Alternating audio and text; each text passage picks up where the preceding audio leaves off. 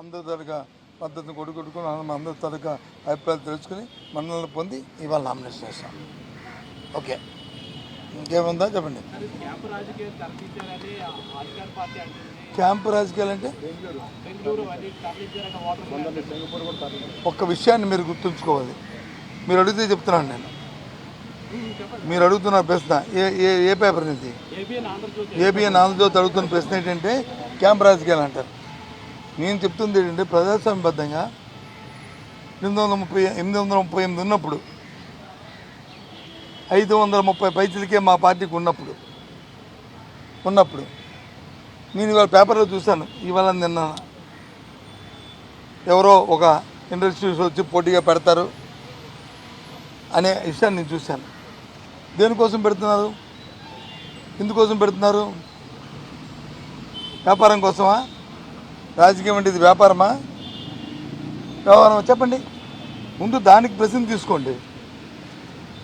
ముందు దయచేసి ఏబిఎన్ ఆంధ్రజ్యోతి మీ పెద్దల్ని మిమ్మల్ని అడుగుతుంది, సోదరుని అడుగుతుంది ఏంటంటే ముందు ఇంత అనైతికంగా అసలు మెజార్టీ లేకపోయినప్పటికీ పేపర్లో చూసి మాట్లాడుతున్నాను వచ్చింది ఎందుకు వచ్చిందని. నేనైతే ఊహించట్లేదు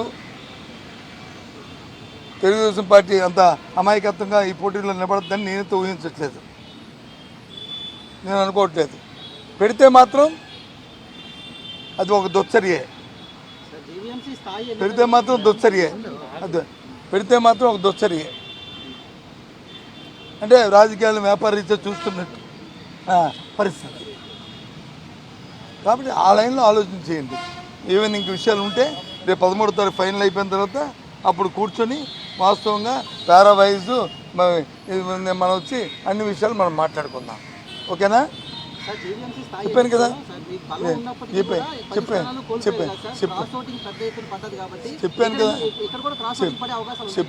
చెప్పాను కదా 13 అయిన తర్వాత మన్నీ మాట్లాడుకుందాం. మాట్లాడుకుందాం, వాస్తవాలు ఏంటో మాట్లాడుకుందాం. రాజకీయంగా చేస్తున్నామా, రాజకీయాన్ని వ్యాపార రీత్యా చేస్తున్నామా, ప్రజలకు ఏ సందేశం ఇస్తున్నాము, ప్రజాస్వామ్యానికి ఏ సందేశం ఇస్తున్నాము, ఈ ఉత్తరాంధ్ర ప్రజలకి ఏ విధమైన మెసేజ్ మనం పంపిస్తాము రాజకీయ పార్టీలు అనేది 13 తర్వాత మాట్లాడుకుంటాం. ఇవ్వకూడదని నేను అనలేదే. ఇవ్వకూడదు. దగ్గరలో ఉంటే ఒక 10-20 మంది ఉంటే మారిపోయి 300 మెజార్టీ తేడా ఉన్నప్పుడు వచ్చి ఏ రంగా మారుతారు? నా ఉద్దేశం అది. ఇప్పుడు నీకేం తెలుసో చెప్పండి. ఏ రంగా మారిపోతే చెప్పండి. ఏమి పోనీ మా పార్టీ మీద, మా క్యాండిడేట్ మీద, లేదా మా పార్టీ ఎన్నికల్లో గెలకని ఇండిపెండెంట్ అయితే వాళ్ళ ఇష్టం. మా వాళ్ళు ఎందుకు? వాళ్ళందరూ చక్కగా ఉన్నారు. నేను అందరూ దగ్గర తిరిగాను, అందరి మనసుతో మాట్లాడాను, వ్యక్తిగతంగా మాట్లాడాను.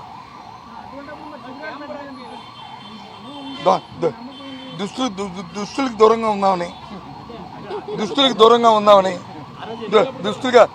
దూరంగా ఉంచుదామని ఉద్దేశం అంతే, అంతకని ఇంకేం లేదు. దుస్తుల తాలూకా చూపు, ఆ దుర్మార్గమైన ఆ చూపుని వాళ్ళ మీద పడకంట ఉంచుదామని ఉద్దేశం, అంతకంటే ఇంకేం లేదు. ఓకేనా? Bye, see you.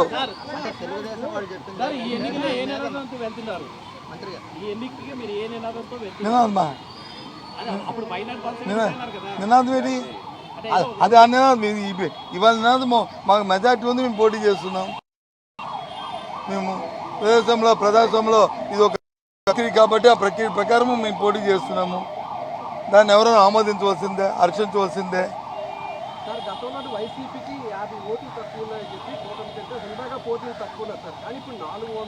అదే మరి, అదే బ్రదర్ చెప్తుంది. నువ్వే పేపరు, నువ్వు సాక్షి. ఆయన ఇటు నుంచి వస్తాడు, నువ్వు ఇటు నుంచి వస్తావు. ఆయన ఈస్ట్ నుంచి వస్తాడు, నువ్వు వెస్ట్ నుంచి వస్తావు. అది ఎవరు? నేను ఎండీ అడిగి నేను ఎండీనా? నేను ఎండీ. నీ ఆంధ్రజ్యోతి నీ సొంతం ఏంటి? మరి ఇంకేం అది మీ అందరూ కూడా అందుకే చెప్తాను. నువ్వు ఇటు నుంచి వస్తావు, నువ్వు అటు నుంచి వస్తావు. వాళ్ళు ఎందుకు పెడుతున్నారు అనేది అందుకని అప్రజాస్వామ్యం ఇది పద్ధతి కాదు అని. ఎందుకంటే కొన్ని విలువలు, కొన్ని పద్ధతులు ఉండాలి. ఏం దగ్గరుంటే ఏం చేసినా పర్వాలేదు. ఏం లేకుండా ఊరికనే అంటే ప్రతి ఒక్కరికి అలసైపోతుంది. ఇది విలువ రోజుకి పలసనైపోతాం, ప్రజల దగ్గర పలసనైపోతాం.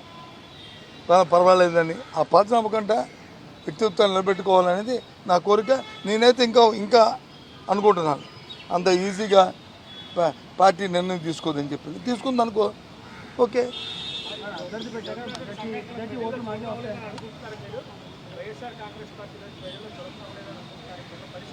నేను ఎందుకు అనుకుంటాను?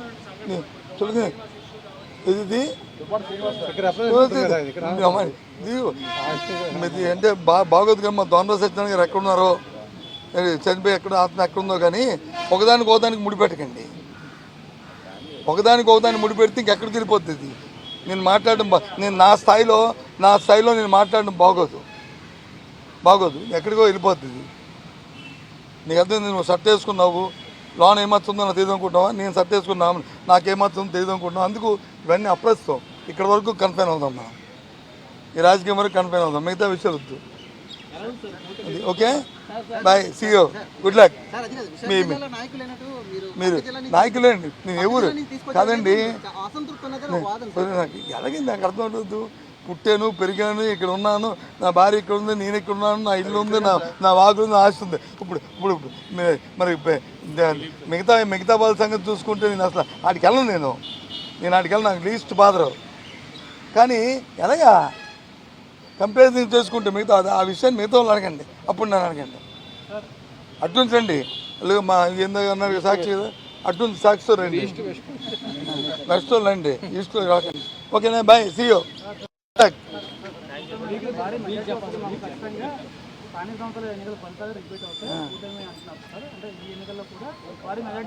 ఎవరన్నారు? నీ పేరు చెప్పు, నాయకులని చెప్పుకో. నాయకులని చెప్పారు కదా 14వ తారీఖు నాడు ఆయన అడుగు లేదా నన్ను అడుగు, నన్ను చెప్తారు. అది అయిపోయిన వరకు నేను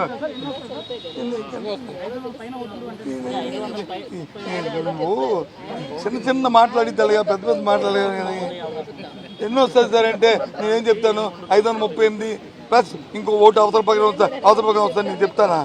లేదు నా ఓటు తగ్గుతుంది నేను చెప్తానా? చెప్పు. ఏది?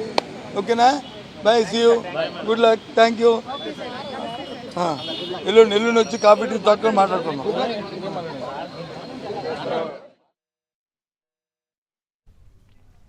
ఎమ్మెల్సీ అభ్యర్థిగా బొత్స నామినేషన్ వేశారు. రిటర్నింగ్ అధికారికి నామినేషన్ పత్రాలను సమర్పించారు. ఈ నామినేషన్ కార్యక్రమంలో వైఎస్ఆర్సీపీ ముఖ్య నేతలు పాల్గొన్నారు.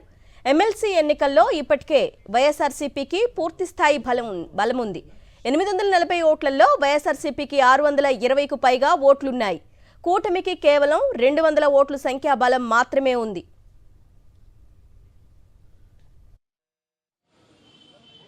ఈరోజు విశాఖపట్నంలో స్థానిక సంస్థల ఎమ్మెల్సీకి ఖాళీ వచ్చిన స్థానానికి జరుగుతున్న ఎన్నికల్లో ఇవాళ వైఎస్ఆర్సీ పార్టీ అభ్యర్థిగా మా నాయకుడు జగన్మోహన్ రెడ్డి గారి ఆదేశాలతో, అలాగే జిల్లాలో ఉన్న పెద్దలందరూ తాలూకా సమాలోచనతో నన్ను అభ్యర్థిగా ఉండమని వాళ్ళు చెప్పారు, పెద్దలందరూ చెప్పారు.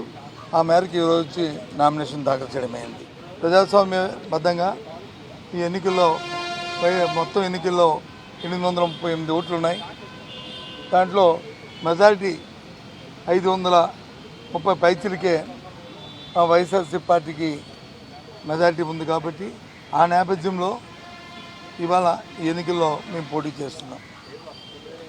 ప్రజాస్వామ్యబద్ధంగా ఈ ఎన్నికల్లో తప్పకుండా మరి గెలుపు జరుగుతుందని ఆశిస్తున్నాం, ఊహిస్తున్నాం, జరగాలని కోరుకుంటున్నాం. దానికి పెద్దలందరూ కూడా ఇవాళ సహకరించారు. వాళ్ళందరికీ కూడా పేరున పార్టీ కట్టుకున్న మా అందరం ఒకటే మాటగా ఇవాళ ముందుకెళ్తున్నాం. క్యాంప్ రాజకీయాలు అంటారు.